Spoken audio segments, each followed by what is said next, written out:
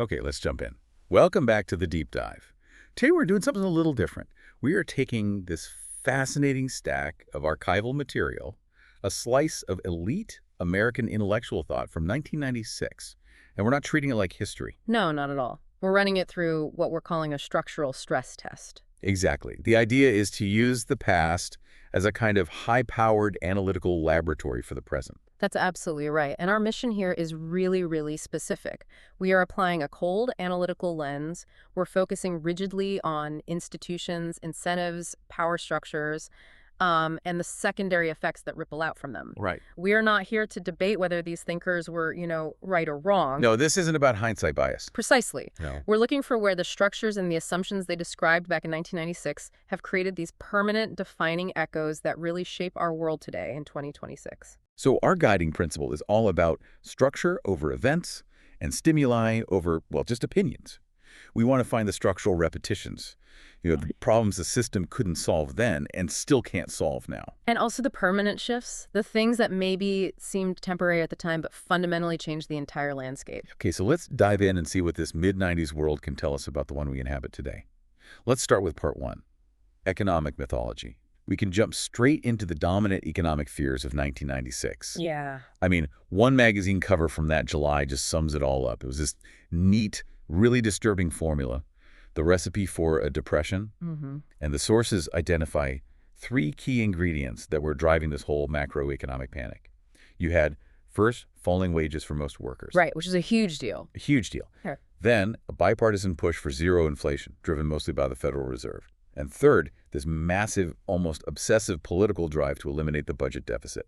And what's just fascinating here when you look at it with a cold eye is how the political machinery latched onto that one factor. The deficit. The deficit, the one factor that from a purely analytical economic standpoint was probably the least urgent. I mean, maybe even the least dangerous of the three. So why? Why that one? Well, the sources stress that, while government deficits are always a concern, the U.S. deficit at the time, it was running at less than 3% of national income. So manageable. Completely manageable. Wasn't dangerously extreme, but eliminating it, that became the ultimate symbolic political goal. It was something tangible politicians could point to. It became an icon. And that structural obscurity you mentioned, it's vital here, right? This immense political and media fixation on balancing the budget. This highly symbolic objective, it worked. It successfully obscured a far deeper, more corrosive problem. Exactly. It was a distraction. The real issue was this persistent structural weakening of the U.S. economy that had been building up for, the previous 25 years? What did that weakening look like? Well, it was characterized by things we're all too familiar with now.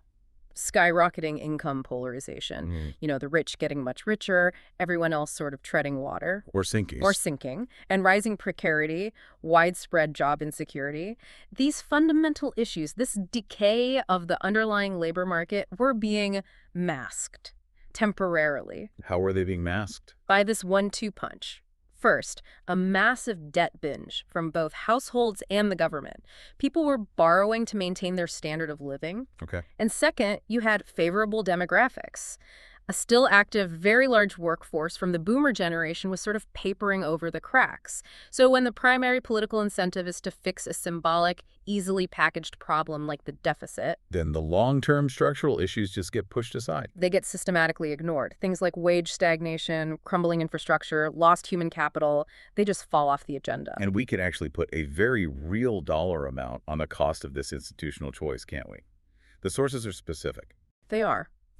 They detail how President Clinton's acceptance of the 7-year balanced budget goal, which was a concession he made really early in the budget battle, cost the nation a staggering amount, something like $400 to $500 billion in future spending authority. That sounds like an abstract accounting number, but you're saying it wasn't? It wasn't abstract at all, because if you trace where that 400 or 500 billion was supposed to go, you see what was sacrificed at the altar of that balanced budget icon. Where was it supposed to go?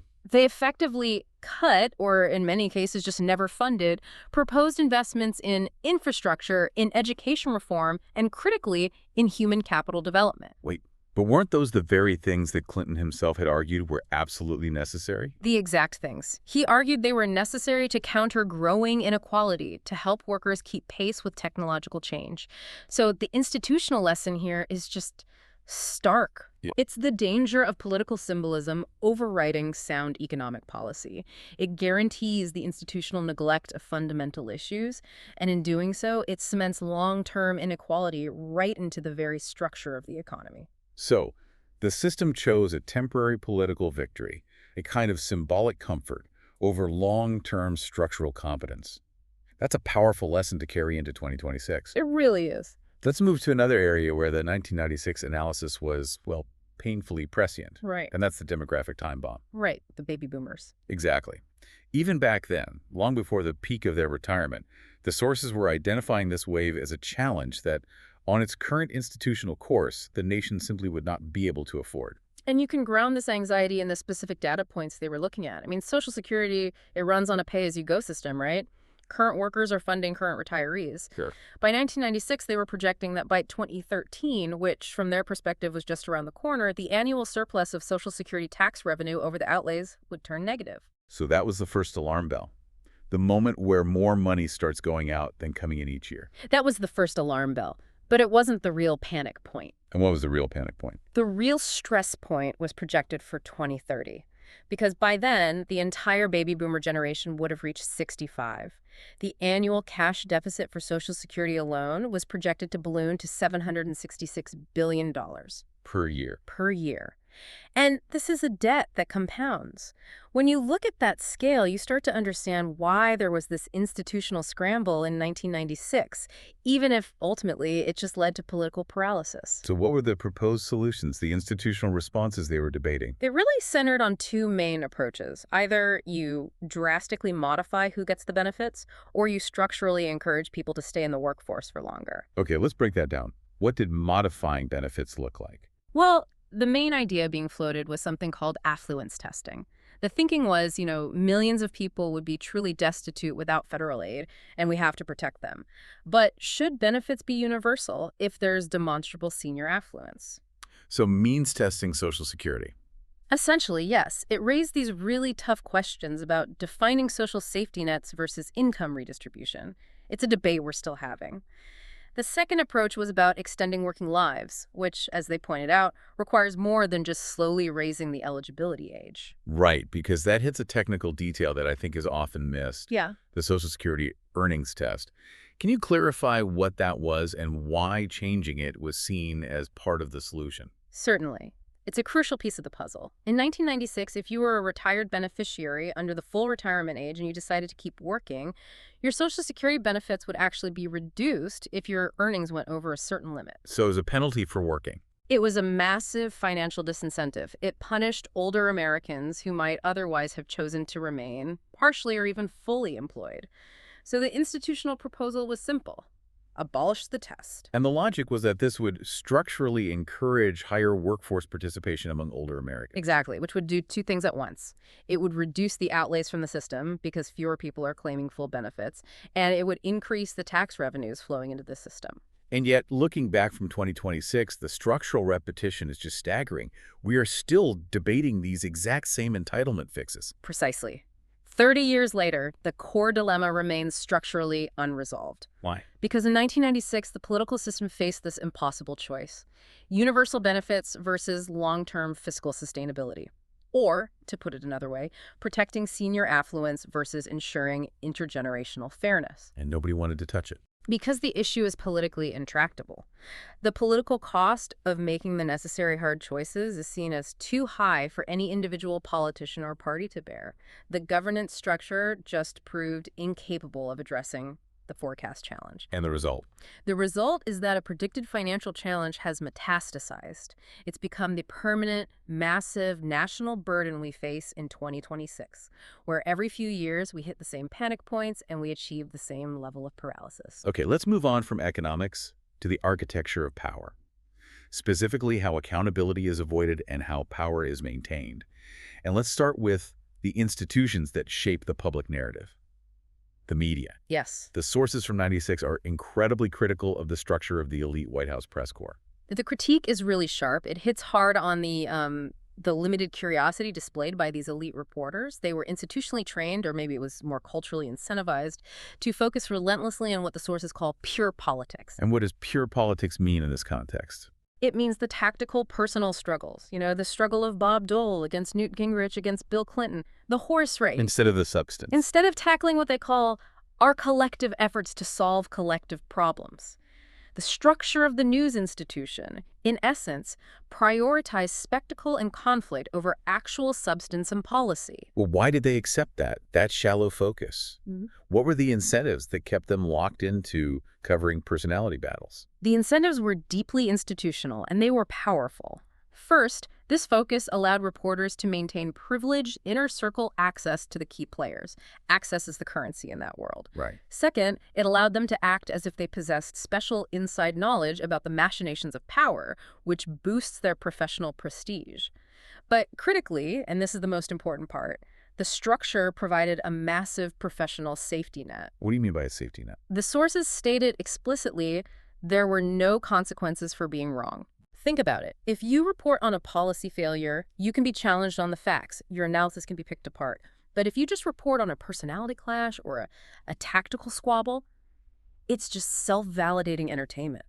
The system rewarded access and insider status, not rigorous accountability. And the sources give this really extreme ethical test case that just profoundly clarifies this institutional definition of journalistic duty. It's a chilling example. There was a debate among reporters, and one was asked if he had a higher duty to intervene, let's say, to save a platoon of soldiers from his own country who are being shot, rather than just rolling film. And the answer he got from a fellow journalist is what's so telling. It perfectly encapsulates the institution's self-definition at the time. What was the answer? The immediate flat response was, no, you don't have a higher duty. No, you're a reporter.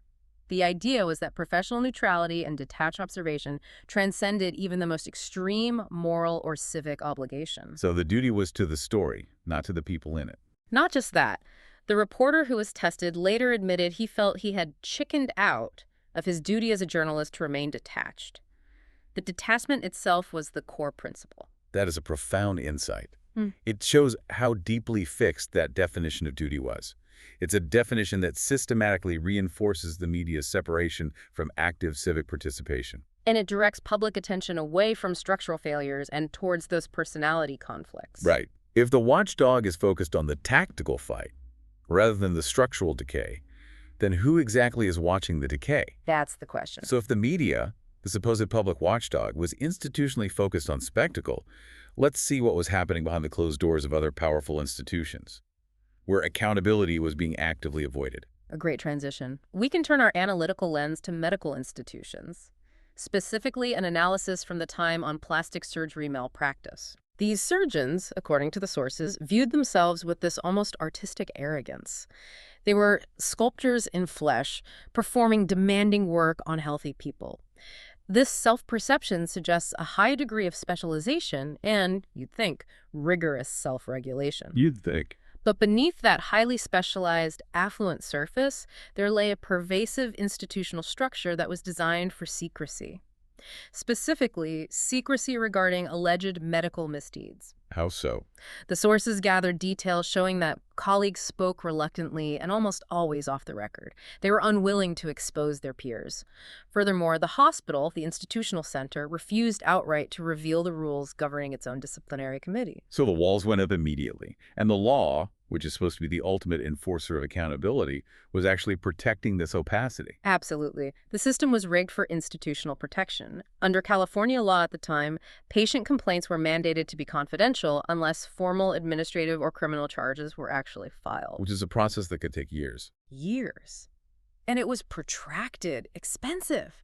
And on top of that, the California Medical Association, which is a powerful lobbying organization, successfully defeated legislative bills that were aimed at mandating fuller public disclosure of disciplinary actions. So the structural incentive was just overwhelmingly skewed toward protecting the practitioner and the institution's commercial reputation. Over the patient's right to know. It's genuinely striking to see this exact same structural mechanism applied globally in a completely different context, but producing the same result. Oh. The sources bring up the devastating legacy of President Moi in Kenya. Yes, this is a critical parallel. His administration systematically eviscerated the system of law and accountability. but not by installing an overt police state where rules are strictly enforced against the people? No, it was more subtle and in some ways more corrosive. He allowed the rule of law to simply break down, selectively and continuously. And this is the critical structural parallel we have to draw. It is, because whether we're talking about a highly specialized, affluent professional field in the United States or the state apparatus of a developing nation, the institutional incentive is identical. Prioritize self-protection. Prioritize institutional self-protection and commercial interests over public accountability. And the consequence is, predictably, the steady erosion of the rule of law.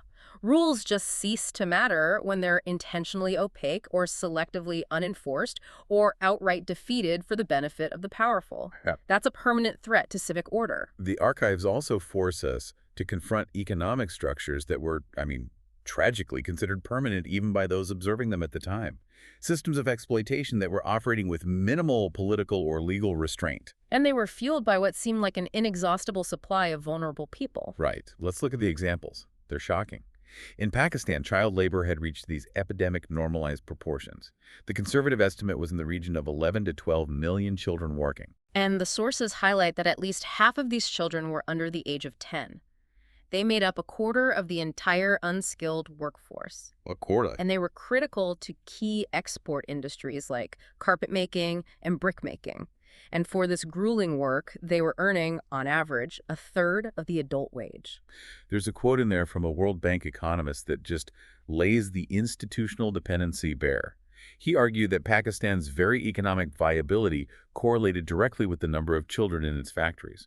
That statement just exposes the deep ethical rot at the heart of that economic structure, and the sources explain why this was possible. The supply of cheap, vulnerable child labor was all but inexhaustible. Why? High birth rates, combined with a national education system that could only accommodate about a third of the school-age population. The lack of education guaranteed the continuation of the labor supply. It was a perfect, vicious cycle. And we see a structural equivalent of this operating much closer to home in 1996. Systems of sharecropping and debt peonage that were prevalent in California agriculture. Yes, accounting for perhaps 40% of the state's massive strawberry crop at the time. We should clearly define what that means for you, the listener, because sharecropping can sound almost quaint. It's not. While some arrangements might have been legitimate, albeit highly risky profit sharing, the source analysis shows many others were tantamount to debt peonage. And debt peonage is a structural mechanism of control. It is. Workers get trapped in a cycle where they owe the grower, or a contractor, money, often for essential housing, transportation, even the tools they use. And the meager wages they earn are never enough to pay off that debt. So they are legally, or at least practically, bound to keep working for that same creditor just to service a debt they can never fully retire. Exactly. It's a form of modern-day serfdom. The resilience of this system is what makes it a structural repetition. Why does it persist, even with labor laws on the books? It persists for two main reasons. First, the inexhaustible supply of cheap, vulnerable, often migrant labor, and second, the institutional failure to enforce existing labor laws effectively. And critically, the sources note that when efforts were made against exploitation, they were met with these counter-arguments that they would obstruct valid commercial interests. That phrase is the giveaway. It's the whole game. The underlying structure profit maximization achieved through vulnerable labor and institutional neglect is exceptionally resilient against episodic legal intervention. And that structure hasn't vanished in 2026. It's just moved and modernized, often hidden deep within globalized supply chains. Okay, let's pivot now to the global stage. Part 3, geopolitical blowback. Let's examine how institutions, specifically the military and the foreign policy establishment, justified keeping their colossal architecture of power intact after the Soviet Union collapsed. This was the central question of 1996. The main adversary was gone. So why keep U.S. troops in leadership in East Asia and Europe? Many people were arguing, quite logically, that Japan, South Korea, Western Europe, they were affluent, they were perfectly capable of defending themselves. The whole institutional architecture of the Cold War was supposed to be temporary. But the Pentagon needed a structural justification for its permanent global engagement and for its budget. So what was the specific logic they deployed? How did they justify that permanent presence? Their logic shifted. It went from fighting a present known enemy to preventing a future unknown vacuum. Okay. The Pentagon's analysis concluded that U.S. leadership was indispensable, primarily to prevent regional dominance by either China or Japan. The fear was that if the U.S. pulled out, it would trigger one of two destabilizing outcomes. What were they? Either international anarchy, meaning small wars, chaos erupting all over the place, or the formation of a heavily controlled, exclusive regional trading bloc led by an unchecked power, which would cut the U.S. out economically. So they weren't fighting a tangible military threat anymore. They were fighting potential nervousness. Exactly. A high-ranking Pentagon official articulated the core dilemma perfectly back in 1992. He said, and I'm quoting here, "If we pull out, who knows what nervousness will result?" So because you can never know the negative consequences. The structural logic demands permanent global engagement and continuous financial outlay. The strategy is driven by maintaining this concept that the economic life of the modern world is geared to expansion via a liberal trade policy. And they argued only the U.S. military presence could guarantee that. But wasn't this nervousness argument a perfectly constructed, self-justifying incentive for the Pentagon? I mean, it lets them keep their post-Cold War budget and architecture intact. It creates a permanent existential mandate for itself. That raises a very important question, and the institutional incentive structure certainly suggests it was. By defining the threat not as a defined state adversary, but as this nebulous concept of uncertainty and anarchy, you guarantee a permanent justification for American intervention, financing, and global reach. Exactly. And that decision, the decision for permanent intervention based on preventing a hypothetical future vacuum, remains the structural echo that defines our global military and financial presence today in 2026. This shift in military calculus leads us directly into the discussion of unintended consequences, or what the sources from '96 were calling the secondary effects of the Cold War. Specifically, the proxy conflict in Afghanistan. A temporary focus that created a permanent, new structural threat. Right. This is a classic example of focusing narrowly on the immediate target, which was driving out the Soviets and failing to anticipate the long-term blowback. Completely. U.S. funds, institutional support, and training, channeled primarily through the CIA, helped create an international network of highly disciplined and ideologically effective Islamic militants. So what happened after the Soviets withdrew? These newly trained and radicalized fighters. They didn't just go home and live a quiet life. No, the global network was already in place, and we see immediate, concrete examples of how this institutional strategy backfired. Sheikh Omar, who was granted a highly disputed tourist visa to the U.S., used his time here to set up a critical U.S. infrastructure. What kind of infrastructure? A funding mechanism and an organizational base for Egyptian militant groups. So he brought the network home to the U.S. He did. And furthermore, sources confirm that other veterans of that jihad went on to form groups that claimed credit for the bombing of U.S. military facilities in Saudi Arabia.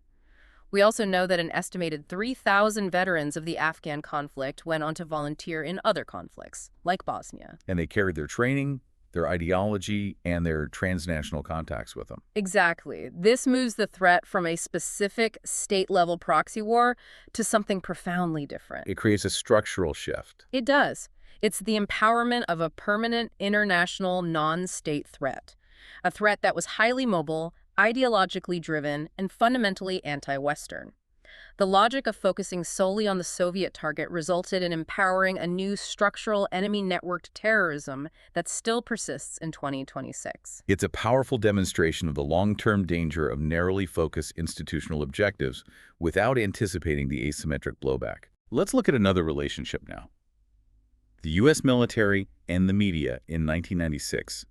This revealed another profound, permanent shift in military calculus, Right. one that was driven by media coverage and public expectation. Right. The military's internal perspective was that the media, by operating 247 and focusing so intensely on the human cost, was setting too high a standard. Too high a standards for what? For casualties. Operations were often judged a political and institutional failure if even a few soldiers are killed or wounded.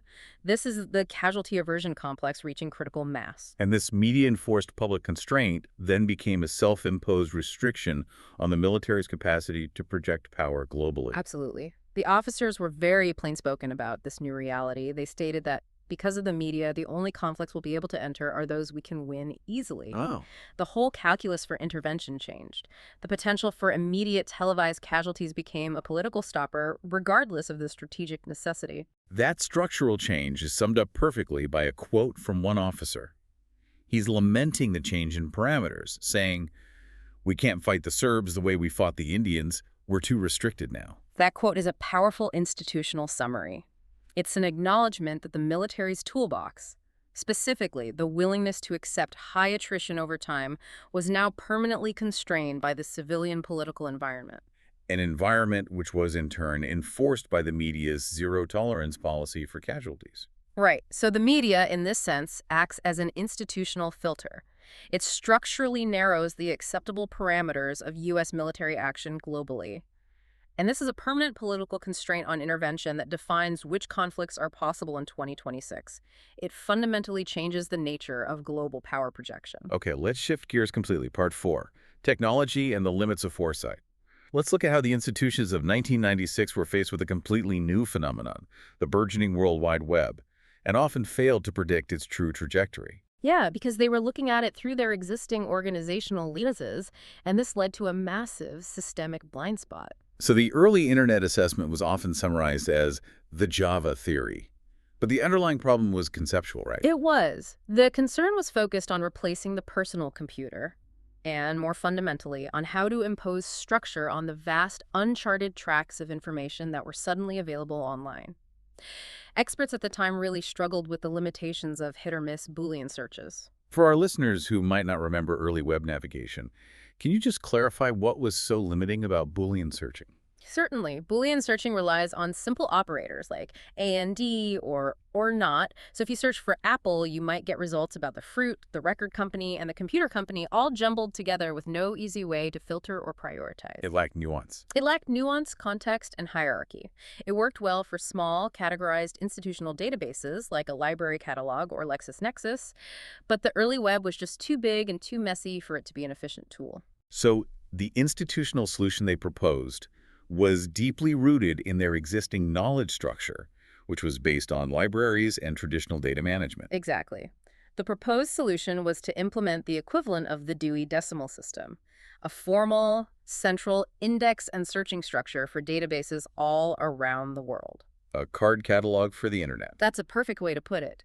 The institutional thinking was that only with such a standardized, centralized structure could the limits of Boolean searching be overcome and the internet become a truly usable resource. And this, of course, represents the systemic blind spot that defines this whole section. It does. The 1996 institutional view, shaped by these existing giants like university libraries and commercial database companies, failed entirely to predict the internet's most profound structural shift. Which was? It's radical decentralization. They just couldn't foresee the triumph of user-generated content that would never be formally indexed.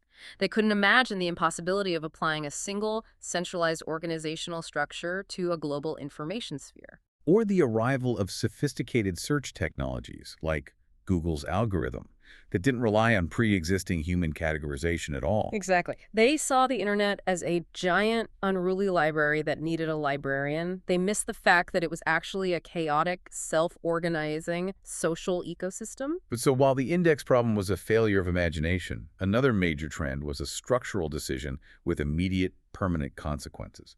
And that was the privatization of control over strategic geographic data. Yes. This is a huge one. Historically, Landsat images, Earth-observing satellite data financed and gathered by American taxpayers, were treated as a true national resource. A public good. A public good. They were available to the public and the scientific community for literally the cost of duplication.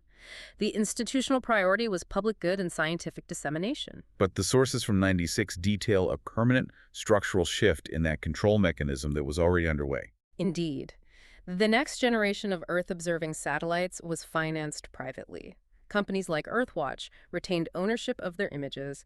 They licensed their use and restricted reproduction, treating this massive volume of strategic data exactly like copyrighted software, not a public utility. And this fundamentally changed the whole institutional dynamic. Yeah. What were the secondary effects of this privatization on public capacity?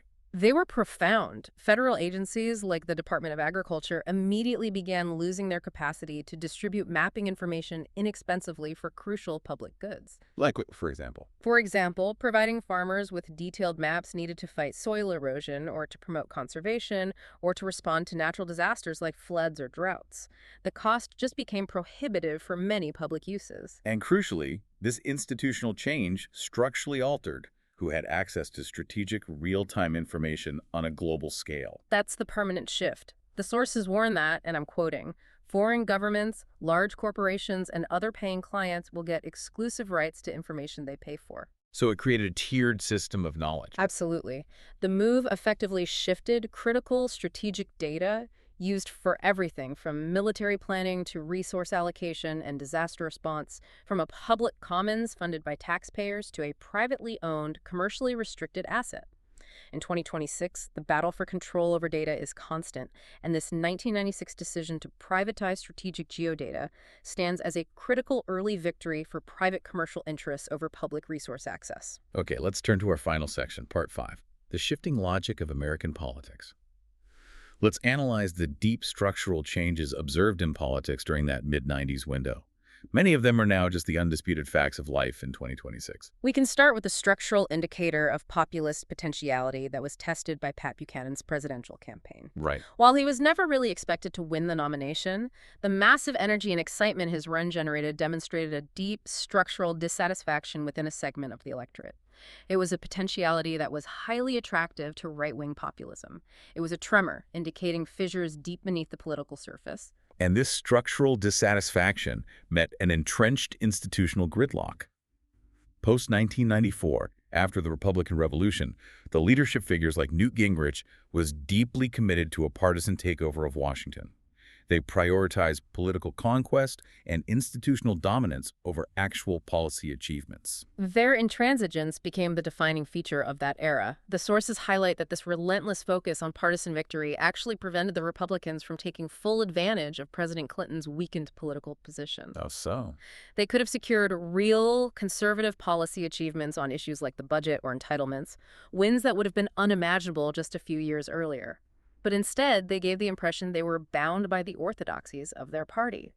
They were unable to compromise or innovate, much as the Democrats were seen as bound by their traditional interest groups. And the structural repetition here is the key lesson for us in 2026. It is absolutely identical. The structural tendency of both major political parties to bind themselves by orthodoxies and prioritize partisan interests, winning the next election, achieving political conquest over policy achievements, over solving collective problems, that remains structurally identical today. And this gridlock has led directly to the persistent political paralysis we see on massive issues. From infrastructure investment to debt ceiling crises, it demonstrates that the structure of partisan power fundamentally resists substantive collective action. Now, one of the most famous sociological debates of that era was sparked by the bowling alone thesis. Right, the idea that civic society was in severe decline. The sources confirm this decline in a specific area, traditional place-based association.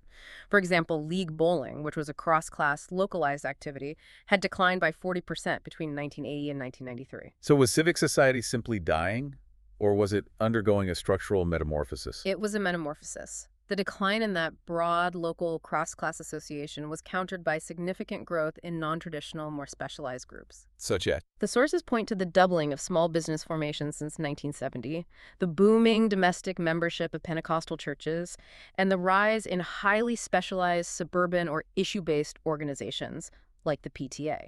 So the structural change wasn't an overall loss of engagement, but a permanent fragmentation.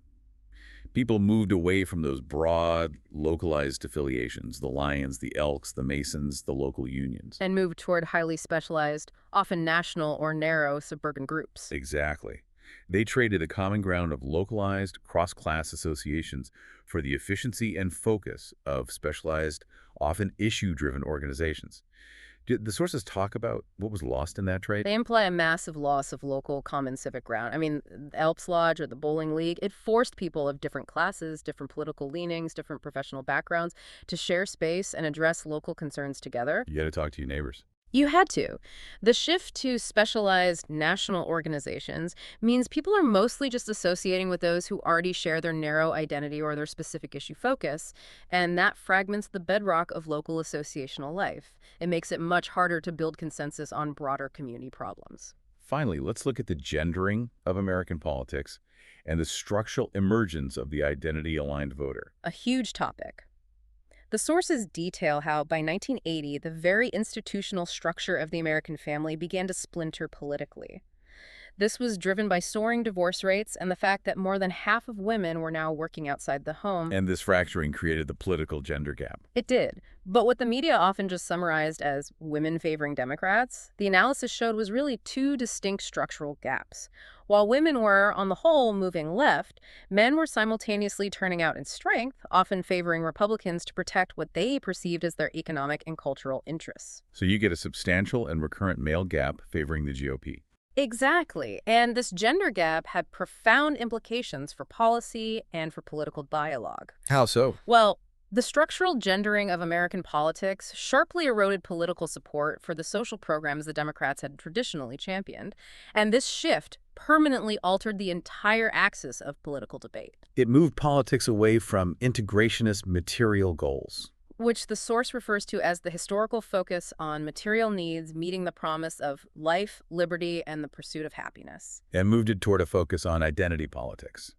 Gender, race, sexual orientation. Precisely. This was a permanent structural change where what the source calls the politics of meaning alignment based on your identity displaced the focus on purely material, class-based goals. And the political map was permanently altered. Identity-based voting wasn't a temporary mobilization effort anymore. No, it became the structural norm. It now determines funding, platform design, political strategy. It cemented the fragmentation that we see all around us today in 2026. So we have conducted our deep dive, our stress test, on the archives of 1996.